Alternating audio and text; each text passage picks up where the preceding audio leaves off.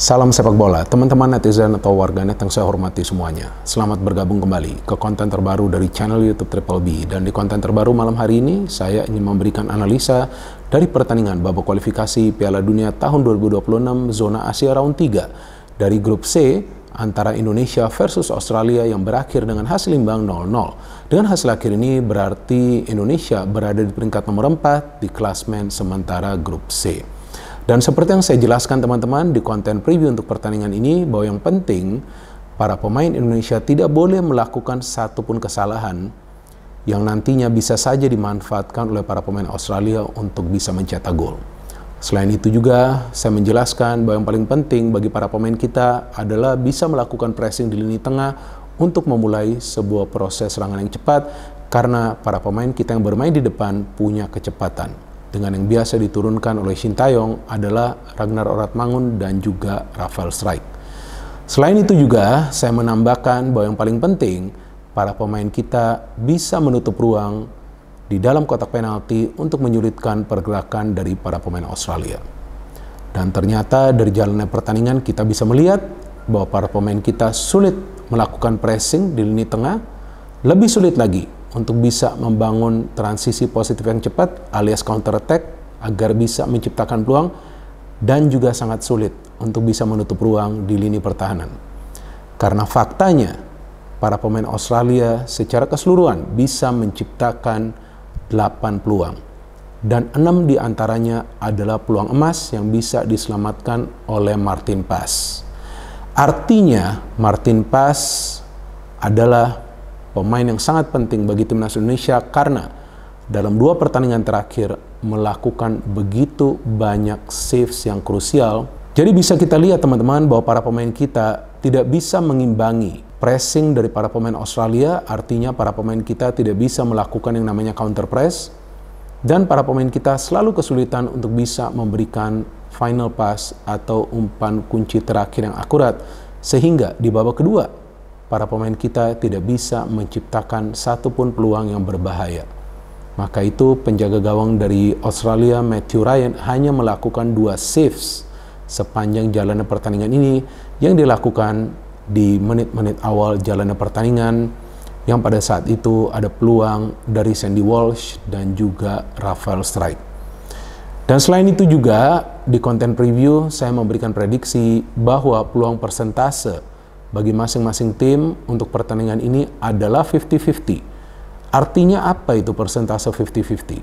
Artinya bahwa kedua tim yang bertanding malam hari ini punya peluang yang sama untuk meraih kemenangan, atau ya tentu pertandingan kemungkinan akan berakhir dengan hasil imbang karena namanya juga kan 50-50. Dan ternyata betul kan, berakhir dengan hasil imbang.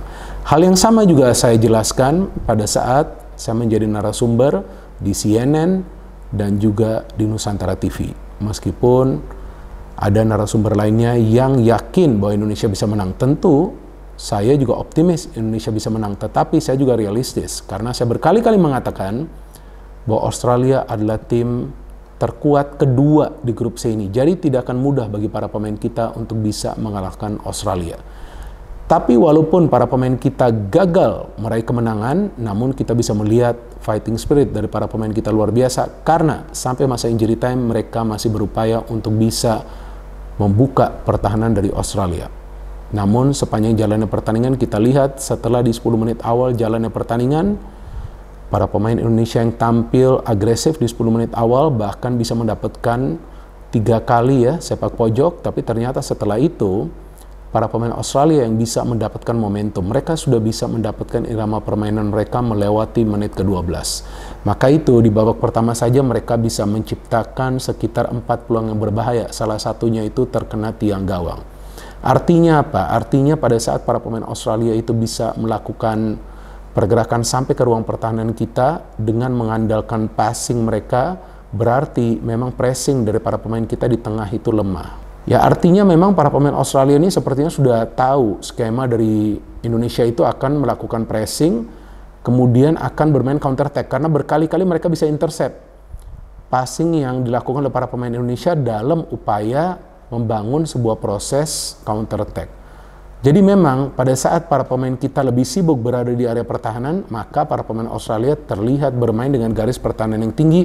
Mereka coba untuk memblok upaya dari para pemain Indonesia mulai dari lini pertahanan Indonesia. Maka itu kita lihat pemain seperti Calvin Verdong dan juga Sandy Walsh akhirnya lebih sibuk berada di ruang pertahanan daripada mereka mencoba untuk membangun overlap. Mau overlap pun blocking dari para pemain Australia itu cukup baik. Dan dari starting lineup ini yang menarik bahwa keputusan dari Sintayong adalah untuk memainkan Marcelino Ferdinand.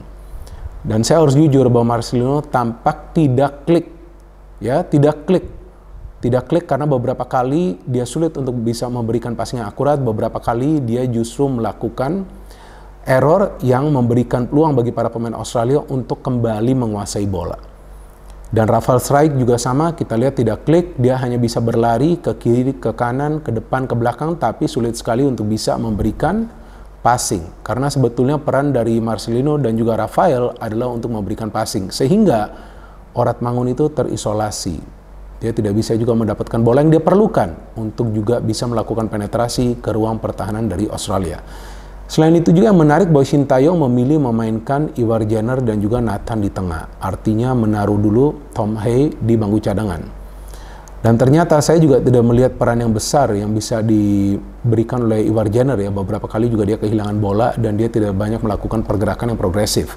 Sehingga tampak para pemain kita lebih fokus untuk membangun serangan dari kedua sektor sayap yang sebetulnya bisa dibaca juga oleh para pemain Australia.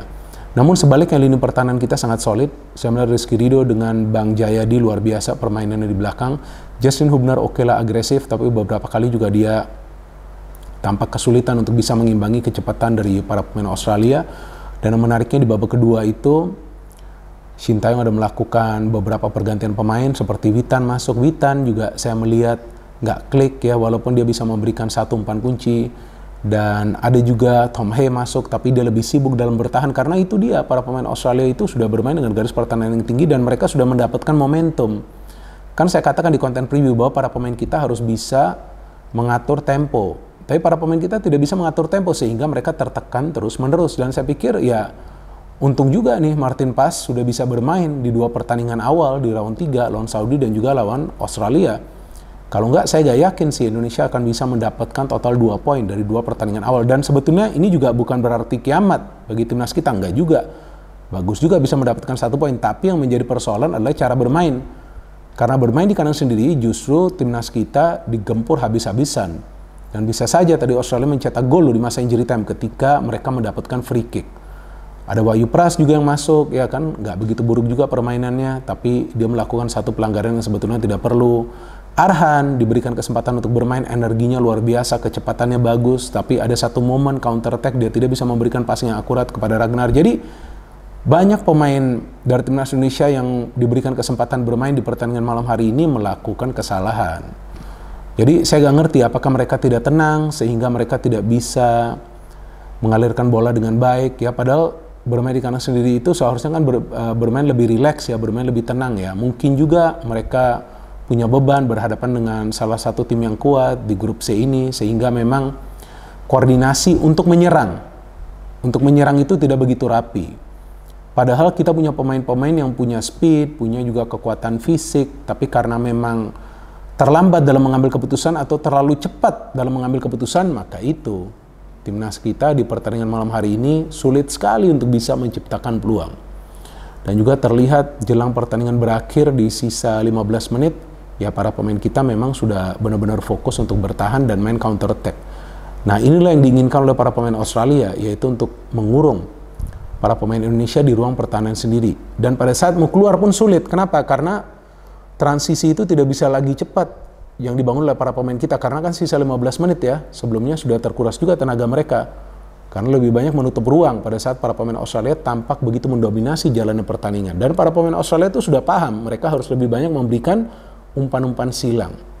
Maka itu sulit sekali dari set piece para pemain kita menghalau bola karena para pemain Australia itu punya postur yang tinggi. Jadi pada saat set piece memang mereka terlihat lebih berbahaya. Tapi saya melihat juga para pemain kita yang bermain di lini pertahanan itu bisa juga sedikit banyak membackup Martin Paes ya. Itu juga sangat penting karena beberapa kali ada scrimmage yang terjadi tapi bola bisa dikeluarkan dari area kotak penalti. Dan saya pikir teman-teman pun harus paham bahwa ya kita punya beberapa pemain yang baru saja gabung ke timnas Indonesia. Jadi ya kalau dari segi chemistry memang tampak belum konsisten. Di pertandingan lawan Arab Saudi di babak pertama bagus sekali, tapi di babak kedua kan kita lihat koordinasinya tidak berjalan seperti di babak pertama.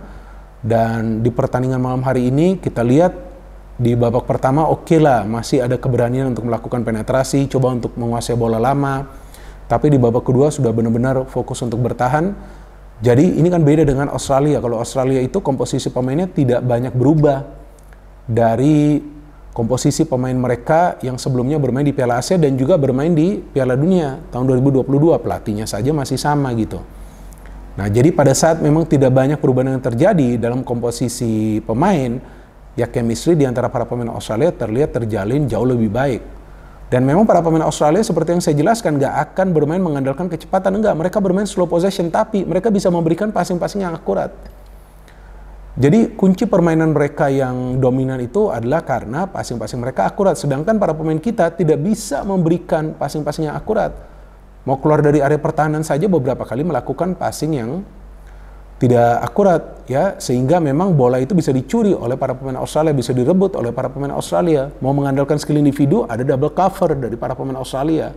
Ya, saya harapkan pengalaman ini menjadi pengalaman yang baik bagi para pemain kita dan juga menjadi bahan pelajaran agar nanti pada saat ketemu Australia lagi atau ya tentunya nanti ketemu Jepang, ya tim yang kuat, Bahrain dan juga China, ya para pemain itu harus bisa mengambil keputusan pada momen yang pas. Nah, inilah yang selama ini saya perhatikan mereka sulit lakukan. Saya pun menginginkan Indonesia meraih kemenangan. Bahkan pada saat saya ditanyakan prediksi di Nusantara TV, saya mengatakan ya, saya pengennya Indonesia menang. Ya kalaupun menang prediksi saya 2-1 atau 1-0. Ini tipis, udah pasti tipis kalau ada tim yang menang. Tapi saya pikir ya para pemain kita harus puas juga dengan hasil imbang. Paling tidak ya gak mengalami kekalahan dari 2 pertandingan awal. Artinya ya peluang itu masih ada untuk minimal lolos ke round 4. Dan saya dari awal memang sudah melihat bahwa kesulitan nanti bagi para pemain kita adalah untuk bisa keluar dari area pertahanan. Karena dengan menutup ruang, para pemain Australia itu juga bisa mencegah para pemain kita untuk membangun transisi mengandalkan kecepatan. Jadi beberapa kali itu mereka juga bisa melakukan foul, tactical foul, untuk bisa menghambat counter attack dari para pemain Indonesia.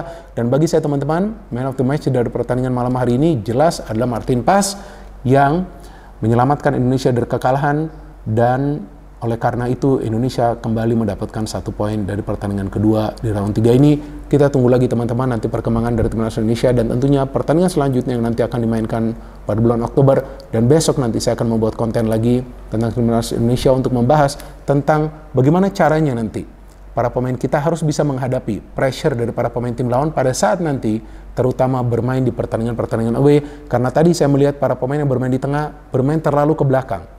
Jika bermain terlalu ke belakang, semua kumpul di belakang, ya tentu akan sulit untuk keluar dari pressure para pemain tim lawan. No hit, no politics, only football. Salam sepak bola.